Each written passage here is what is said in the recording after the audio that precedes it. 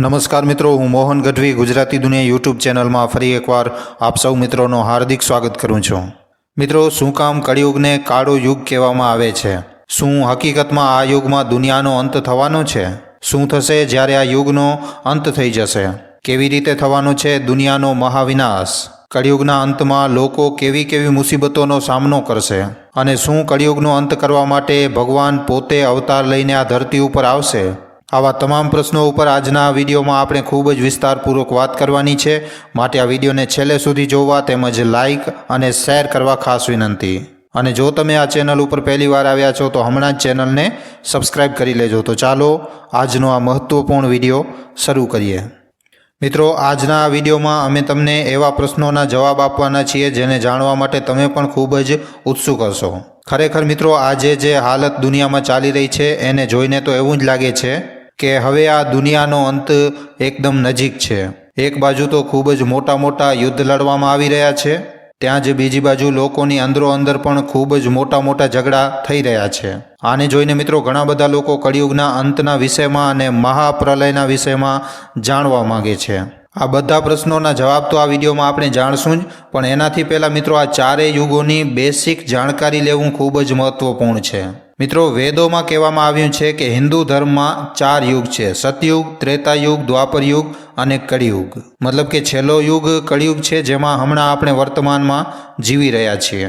તમને જણાવી દઈએ કે આમાં હરેક યુગનો સમય નિર્ધારિત કરવામાં આવેલો છે, અને જ્યારે નિર્ધારિત સમય પૂરો થઈ જાય છે ત્યારે યુગ પરિવર્તન થાય છે। આના ચાલતા બધું જ બદલી જાય છે, જેમ કે યુગની ઉંમર, માણસોની ઉંમર, માણસોની ઊંચાઈ, એમનો વિકાસ અને જીવજંતુ બધી જ વસ્તુઓ બદલી જાય છે। અને ખાલી એટલું જ નહીં, યુગોના અનુસાર માણસની ઉંમર, પાપ અને પુણ્યમાં પણ બદલાવ આવી જાય છે। કેવી રીતે તમને જણાવું છું। તો અહીંયા આપણે સૌથી પહેલાં સતયુગની વાત કરીએ।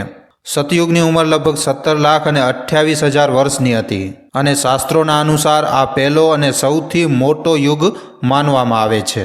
જણાવી દઈએ કે આ યુગમાં મનુષ્યની આયુ લગભગ 1 લાખ વર્ષની જણાવવામાં આવી છે। તમને જણાવી દઈએ કે આ યુગમાં ભગવાને મત્સ્ય, કૂર્મ, વરા અને નરસિંહના અવતારમાં જન્મ લીધો હતો। આ યુગમાં મિત્રો પુણ્ય 100% અને પાપ એકદમ 0% હતો। આ જ યુગ છે જેમાં રાજા હરિશ્ચંદ્ર જેવા સત્યવાદી રાજા થયા હતા। આ રાજા હતા જેમણે સત્યની રક્ષા માટે પહેલાં તો પોતાના પરિવારનો અને પછી પોતાનો પણ બલિદાન આપી દીધો। સતયુગ પછી આવે છે ત્રેતાયુગ, જેની આયુ લગભગ 12,96,000 વર્ષની છે। હવે જેવી રીતે મિત્રો સતયુગની આયુથી ત્રેતાયુગની આયુ ઘટી, એવી જ રીતે આ યુગમાં મનુષ્યની આયુ પણ ઘટી। આ યુગમાં મનુષ્યની આયુ લગભગ 10,000 વર્ષની હતી। ત્રેતાયુગ એ જ યુગ છે જેમાં ભગવાન શ્રી રામે જન્મ લીધો હતો અને રાવણનો વધ કરીને ધરતી ઉપરથી દુષ્ટતાનો અંત કર્યો હતો। આના સિવાય આ યુગમાં વામન અને પરશુરામ ભગવાનનો પણ અવતાર થયો હતો। હવે જેવી રીતે શરૂઆતમાં પાપ અને પુણ્યના બદલાવના વિષયમાં તમને જણાવ્યું હતું ને, એ એટલા માટે કારણ કે ત્રેતાયુગમાં પાપ 25% અને પુણ્ય 75% હતો। હવે વાત કરીએ ત્રીજા યુગ મતલબ કે દ્વાપર યુગની। આ યુગની આયુ 8,64,000 વર્ષની હતી। ત્યાં જ આ યુગમાં મનુષ્યની આયુ પણ ઘટીને લગભગ 1,000 વર્ષ સુધીની રહી ગઈ હતી। આ યુગમાં પણ ભગવાન અવતાર લઈને આ દુનિયામાં આવ્યા હતા। હા મિત્રો, ભગવાન શ્રી કૃષ્ણએ દ્વાપર યુગમાં અવતાર લઈને કંસનો વધ કર્યો। આ જ યુગમાં મહાભારત કાળ પણ ચાલ્યો હતો। આ યુગમાં પાપ ખૂબ જ મોટા પાયે વધી ગયો હતો, પણ એ વાત સાચી છે કે કળિયુગની જેટલો પાપ આ યુગમાં નહોતો। તમને જણાવી દઈએ કે આ યુગમાં પાપ અને પુણ્યની સંખ્યા એકદમ બરાબર થઈ ગઈ હતી, 50-50%ની હતી। મતલબ કે આ દુનિયામાં અડધો પાપ અને અડધો પુણ્ય હતો। આ ત્રણેય યુગ પૂરા થયા પછી અંતમાં કળિયુગની વારી આવે છે। આ યુગને જો આપણે શાસ્ત્રો પ્રમાણે જોઈએ તો આ સૌથી નાના યુગના રીતે ઓળખવામાં આવે છે। કળિયુગની આયુ લગભગ 4,32,000 વર્ષની છે, અને અહીંયા મનુષ્યની આયુ લગભગ ખાલી 100 વર્ષની આજુબાજુ રહી ગઈ છે। ત્યાં જ હવે જો આપણે વાત કરીએ પાપ અને પુણ્યની, તો કળિયુગ એક એવો યુગ છે જ્યાં પુણ્ય નામની વસ્તુ તો ખાલી નામ માત્રની જ જોવા મળે છે, કારણ કે આ યુગમાં પાપે પોતાનો પગપસારો કરી લીધો છે। હા મિત્રો, તમને જણાવી દઈએ કે કળિયુગ જેમાં આપણે જીવી રહ્યા છીએ એમાં પાપની સંખ્યા 75% અને પુણ્યની સંખ્યા ખાલી 25% વધી છે। મતલબ કે મિત્રો તમે સમજી શકો છો કે પ્રથમ યુગ પછી દુનિયામાં કેટલો પાપ વધી ચૂક્યો છે। તમને જણાવી દઈએ કે કળિયુગને કાળો યુગ પણ કહેવામાં આવે છે અને આ જ કારણ છે કે ધર્મનું ઓછું થવું. આ યુગમાં ધર્મ ઘટીને 1/4 રહી ગયું છે. ચાલો આ જ કડીમાં આપણે કળિયુગના અંત સમયની ચર્ચા કરીએ. જ્યારે કળિયુગ ચરમ ઉપર હશે ત્યારે દુનિયાની શું હાલત થશે? મિત્રો, કળિયુગનો અંત ખૂબ જ ખતરનાક થવાનો છે, જેમાં મિત્રો માણસાઈ તો દૂર દૂર સુધી જોવા પણ નહીં મળે. બધા લોકો પોતપોતાના વિષયમાં જ વિચારતા રહેશે. કોઈ પણ બીજા વ્યક્તિની મદદ નહીં કરે. કોઈ પણ વ્યક્તિને કોઈ સંકટમાં જોઈને કોઈ એની મદદ કરવા માટે નહીં આવે. આખો સમાજ હિંસક બની જશે અને આવી રીતે માણસ જ માણસનો દુશ્મન બની જશે અને એકબીજાની હત્યા કરવામાં જરા પણ વિચાર નહીં કરે. ચોરી ચકારી અને બીજા લોકોને લૂંટવાનો જ બધા વિચારતા રહેશે. એક રીતે માણસાઈ પૂરી રીતે ખતમ થઈ જશે આ દુનિયામાંથી અને બળવાન અને ધનવાન લોકોનો આ દુનિયામાં રાજ ચાલશે. મતલબ કે લોકો માટે પૈસા જ બધું થઈ જશે. બધી જગ્યાએ ખરાબ વસ્તુઓ અને ખરાબ શબ્દ જ બોલવામાં આવશે. દુનિયાની હાલત એવી થઈ જશે કે ધર્મ નામની કોઈ વસ્તુ આ દુનિયામાં જોવા નહીં મળે. આખી દુનિયા અધર્મથી ભરાઈ જશે. સ્ત્રી હોય કે પુરુષ હોય, બધા જ લોકો અધર્મી થઈ જશે. આ કાળા યુગ મતલબ કે કળિયુગના અંતમાં સ્ત્રીઓ પોતાના જ પતિના વિરોધમાં કામ કરશે. એ પોતાના પતિ સાથે ઝઘડા કરશે, એની કોઈ પણ ઇજ્જત નહીં કરે અને પારકા લોકો સાથે એમનો સંબંધ વધતો જશે. ત્યાં જ આ યુગમાં કંઈક એવું પણ થશે જ્યારે માણસની ઉંમર ખાલી 10 થી 20 વર્ષની રહી જશે. ખાલી એટલું જ નહીં, જ્યારે કળિયુગ પોતાના અંતની નજીક હશે ત્યારે માણસ ખાલી 16 વર્ષની ઉંમરમાં જ વૃદ્ધ બની જશે. ખાલી એટલું જ નહીં, સ્ત્રીઓ તો ખાલી 8 થી 10 વર્ષની ઉંમરમાં જ ગર્ભવતી થઈ જશે. ના તો સ્ત્રીઓ પતિવ્રતા ધર્મનું પાલન કરશે અને ના તો પુરુષો આવું કરશે. બધી બાજુ પાપ જ પાપ હશે. કોઈ પણ વ્યક્તિ શાસ્ત્રોનું જ્ઞાન લેવામાં ઇન્ટરેસ્ટેડ નહીં હોય. એક રીતે જોવામાં આવે તો માણસોનો મગજ જે છે એ ભ્રષ્ટ બની જશે અને એ પાપ, અનૈતિકતા અને ચરિત્રહીન જેવી વસ્તુઓ ઉપર પોતાનું ધ્યાન લગાડશે. આ સમય મિત્રો એટલો ખરાબ હશે કે માણસો અનાજના એક એક દાણા માટે તરસશે.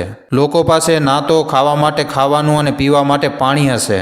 ભૂખથી લોકો તરસશે અને પોતાની મોત માટે દુઆ માંગશે. ત્યાં જ ધરતીના વૃક્ષો ઉપર પણ અસર ખૂબ જ મોટા પાયે જોવા મળશે. ઝાડવા ફળ આપવાનું બંધ કરી દેશે અને સૂકી જશે. ત્યાં જ મિત્રો પૃથ્વીની ભૂમિનો ઉપજાઉ અંશ 5 થી 7 ફૂટ સુધી નીચે ચાલ્યો જશે. કળિયુગના અંતમાં ગરમી પણ લોકોનું જીવન ખૂબ જ વધારે મુશ્કેલ કરી નાખશે.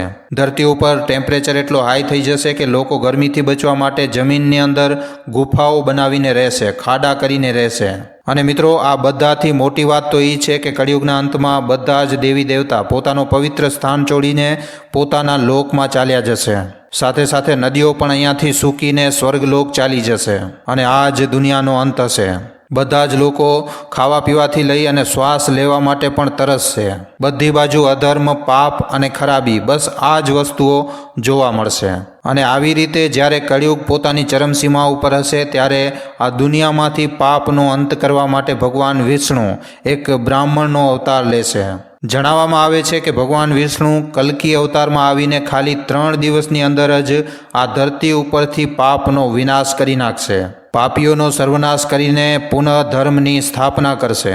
જ્યારે દુનિયામાં અધર્મી અને પાપીઓનો નાશ થઈ જશે ત્યારે મિત્રો આ કાળા યુગના પ્રભાવને ખતમ કરવા માટે પૃથ્વી ઉપર લગભગ લગાતાર 12 વર્ષો સુધી ભયંકર વરસાદ પડશે, જેના ચાલતા આખી દુનિયા જળમગ્ન થઈ જશે. એના પછી મિત્રો એક સાથે 12 સૂર્ય ઉદય થશે અને ધરતીનો બધો જ પાણી સૂકી જશે. જેના પછી એકદમ નવી દુનિયા હશે, જેમાં લોકો સાધુઓની સેવા, સત્ય, દાન અને પ્રાણીઓની સેવા કરશે. આવી જ રીતે ધર્મમાં એક ચરણની સ્થાપના થશે અને બધી જગ્યાએ ખાલી અને ખાલી ધર્મ જ શ્રેષ્ઠ નજર આવશે. અને ધર્મને પૂરી રીતે અપનાવી લીધા પછી લોકો સતયુગને જોઈ શકશે.